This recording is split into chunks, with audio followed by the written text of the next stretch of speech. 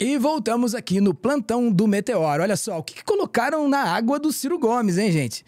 Durante a entrevista, o Ciro deu um show de misoginia e violência política de gênero para falar da senadora Janaína Farias, do PT. O líder do PDT chegou a dizer que a senadora era assessora para assuntos de cama de Camilo Santana. Nossa, se esse é o assunto aqui do plantão do Meteoro.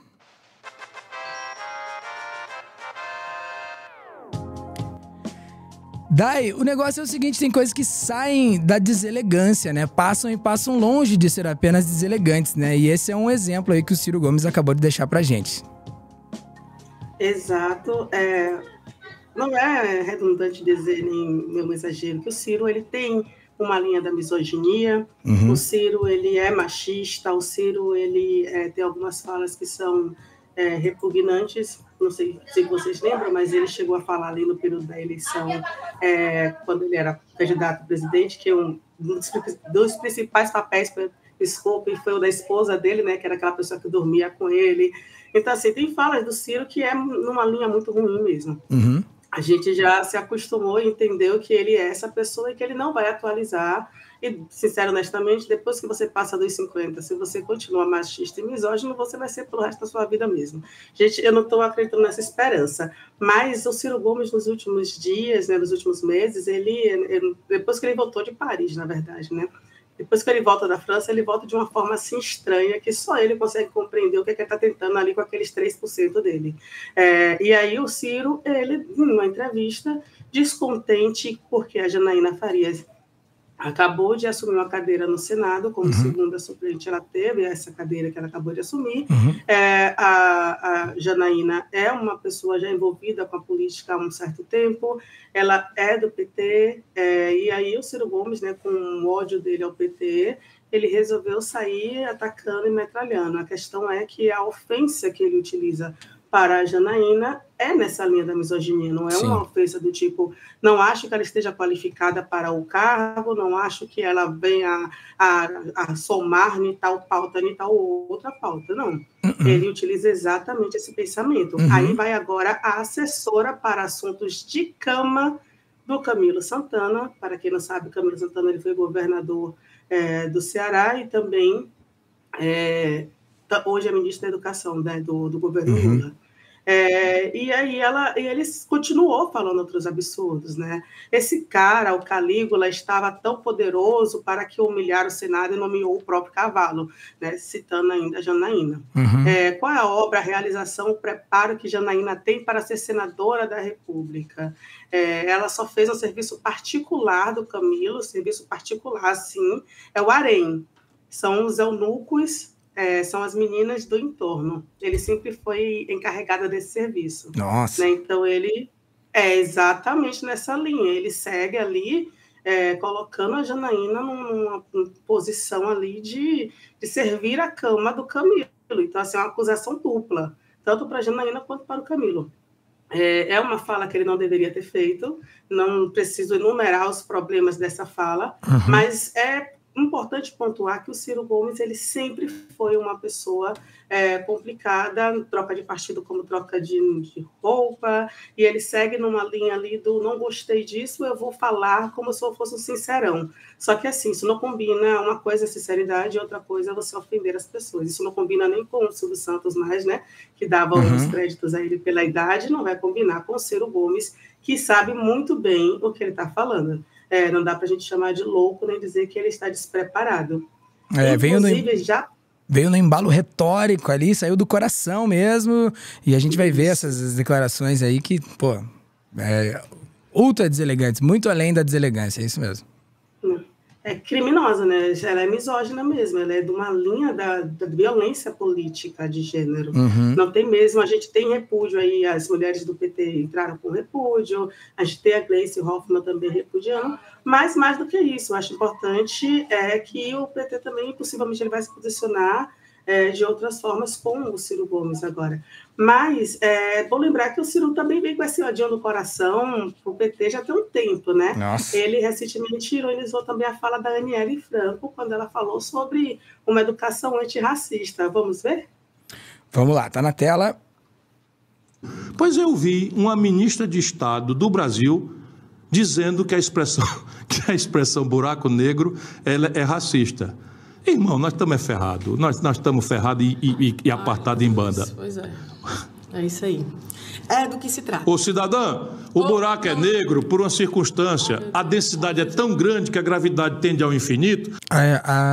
Você vê que a Gisele ali ao lado dele, ali tentando falar, pô, por favor, cara, baixa a bola, já era, passa disso aí, já falou besteira. E ele continua no impulso retórico, olha lá. E por ser uma densidade máxima e gravidade tender ao infinito, drena tudo que está ao seu redor, inclusive especialmente a luz. O que não tem luz é escuro, e o que é escuro é negro. Por isso é buraco negro, in English, black hole.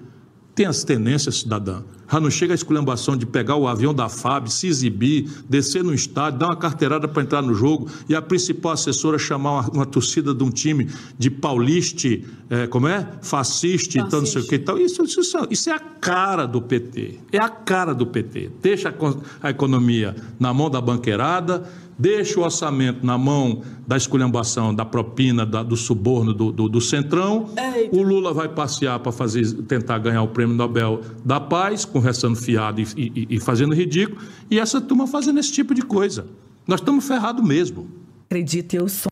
Bem, a gente, né, sabe que o Ciro ali já faz tempo que ele se deixa levar aí pelo seu ímpeto aí. E, enfim, às vezes fica difícil, né, da gente ver qual que é a interseção ali entre o cirismo e o bolsonarismo, né? Vamos seguir aqui nesse vídeo. Sonho com isso, como boa professora que sou, desde meus 17 anos, eu sonho muito com isso. Eu sonho para que a gente tenha, assim, professores antirracistas, que a gente tenha governadores, prefeitos, vereadores, deputados, tudo que a gente puder, porque, assim, isso vai, Karine, desde você fazer uma fala que agrida e que você, às vezes, nem percebe. Hoje existem muitas palavras que a gente tem tentado muito, sempre que a gente pode comunicar de maneira bem tranquila, dizer, olha, essa palavra é racista. Por exemplo, denegrir. Vou dar um exemplo, assim. Eu acho que é uma palavra que o movimento negro e que as pessoas que hoje têm consciência e letramento racial não usam de forma nenhuma. Ou, por exemplo, saímos desse buraco negro. A gente escuta muito isso. Muito. Alma branca. Exato, Eu sou muito crítica, porque a gente sempre fala que uma vez que você ganha consciência racial, você nunca mais volta atrás. Então, quando eu tô num lugar que eu preciso falar, eu falo, olha, vamos escurecer os fatos. E as pessoas olham, assim, um pouco assustadas, mas é para que a gente cause mesmo um certo incômodo, mas não o incômodo da pessoa chegar ao ponto de dizer, eu não quero falar com você. Não, ao ponto das pessoas olharem e dizerem, poxa, realmente, eu, enquanto pessoa não negra, preciso ter a consciência de que eu falando tal palavra e agindo de tal maneira, as pessoas negras ao meu redor, né, vão se sentir um pouco incomodadas. E a gente tem feito esse esforço desde... Meu, perfeito, né? Você vê que o comentário do Ciro, ele veio numa micro parcela de todo o papo que tinha tudo a ver com o que ela tava falando, né, meu? Exatamente. Ela não falou do buraco negro lá da física, né, da astrofísica, de Albert Einstein. Não foi nesse contexto. Ela falou do buraco negro ali, que é utilizado como figura de linguagem mesmo. Estou nesse buraco aqui negro, estou afundado na escuridão, algo nessa linha, né? Porque, naturalmente, algo que é escuro, algo que é negro, algo que é sem luz, é sem vida, é uma justificativa. Inclusive, os negros foram escravizados com uma justificativa religiosa de que, já que eram escuros, não tinham alma, então podiam ser escravizados, né? Então, é nessa linha, nesse contexto antirracista que a Aniele falou. E aí o Ciro tira totalmente do contexto, vai ali só para a física e ataca uma mulher negra dessa mesma forma, dessa postura, porque ele vem fazendo isso também para conseguir espaço. Importante lembrar isso, o Ciro Gomes ele está apagado politicamente, ele precisa de espaço, e ele começou a atacar as pessoas aleatoriamente, né? Mas a gente também tem um outro corte, eu acho que dá para a gente passar só um pedacinho no final, que é justamente o Ciro também... no momento que ele estava no Roda Viva, o Alvo já fez esse corte para a gente também, e ele é extremamente agressivo com um colega nosso, um jornalista, e também com a própria Vera Magalhães. Então, mesmo que politicamente ele fosse contrário ao pensamento da Vera, que é de direita e está tudo certo quanto a isso, ele não precisava ser grosseiro, e ele é muito grosseiro, principalmente com mulheres. Vamos lá, vamos botar na tela. Essa história de pacto nacional, todo mundo, até o Temer, né? Falava muito de pacto nacional, pacificação. Não me confunda, por favor. Não estou confundindo, só estou citando só o Temer, né? Mas, assim, você fala em plebiscitos após 6 meses. Isso não é tensionar mais essa relação com o Congresso, que é dominado hoje por Arthur Lira, Ciro Nogueira, essas raposas do Centrão, assim... Flávio, eu não vejo... Eu também, só para terminar, Ciro, eu não vejo como o simples ato de renegar ou não, né, disputar a reeleição vai fazer, sabe, vai distensionar essa, né, vai ser mais fácil conseguir aprovar suas medidas, né. Eu vejo muita retórica, mas assim, eu gostaria de saber mais como você vai conseguir realmente, como a Beatriz falou, negociar com essa gente, né, porque é a gente que domina o Congresso. Né? Dá para vocês me ouvirem? Eu vou repetir. Read my lips. Né? Então, primeira providência. Ai, eu adoro o Ciro largando essas palavras em inglês. O elitismo pula, só eu assim, falo né? inglês no mundo. O elitismo pula, assim, né? De um jeito. É difícil, né? A gente vê, às vezes... Assim, o que me parece óbvio é que o Ciro quer dar o antipetismo, né? Ele quer dar o antipetismo, ele quer dar o pós-Lula. Ele quer, de alguma forma, se colocar nesse lugar. E a postura que ele teve justamente logo depois dessa viagem para a França, que você citou, as posturas que ele adotou, elas levam a gente a questionar qual é a interseção mesmo entre o bolsonarismo e o cirismo, né?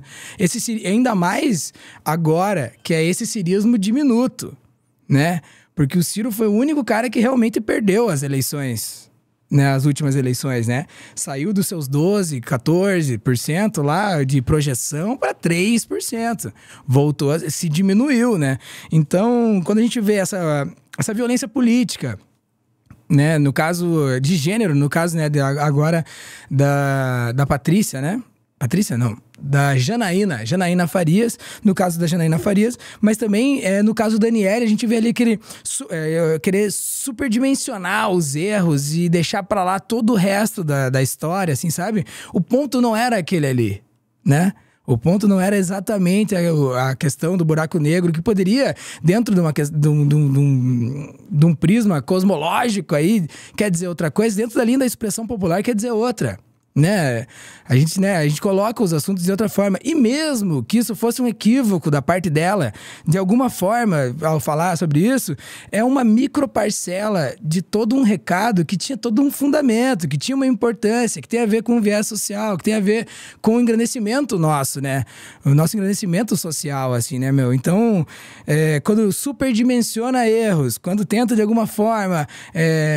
cutucar os equívocos, cutucar o mais do que o necessário e, de alguma forma, aí também, dentro da sua expressão natural, ninguém estava forçando ali a falar nada sobre a Janaína. Saiu ali do coração, dentro da sua expressão natural, ele usar a violência política enquanto enfim, como uma estratégia, acho. Que é o que a gente acaba vendo, né, dentro de inúmeros casos aí, acaba... aproximando demais o cirismo do bolsonarismo. E aí que a gente fica em dúvida sobre o que pensar aí, né, de um cara que se diz da esquerda e de alguma forma se coloca dessa forma, né? Pois é, porque ele pode discordar tranquilamente da utilização do termo, não tem problema quanto a isso. O problema é a violência, é a forma que ele faz, é justamente nessa linha do machismo, da misoginia, e que parece que a gente só vai ver aí ladeira abaixo o Ciro Gomes, né? A gente lembra do caso dos precatórios que a gente fez, falou sobre o caso aqui também, e agora a gente já tem mais essa postura dele e várias outras, que se a gente fosse numerar aqui, esse nosso corte ia ter 40, 50 minutos.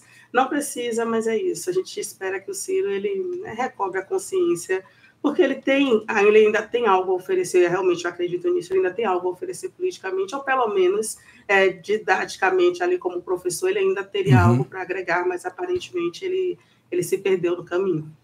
Tem o pessoal querendo surfar umas ondas que não são bem deles e de repente vão acabar tomando aquela vaca de 3% dos votos, né não? Daiane Oliveira, muito obrigado por mais uma participação aqui no Plantão do Meteoro. Quem quiser saber um pouco mais sobre o trabalho dela, dá uma olhada em Daiane J. Oliveira, é só seguir ali também em Oguahiro e dê uma olhada na nossa ficha técnica aqui. E vamos que vamos, esse é o Plantão do Meteoro, daqui a pouco a gente volta com mais.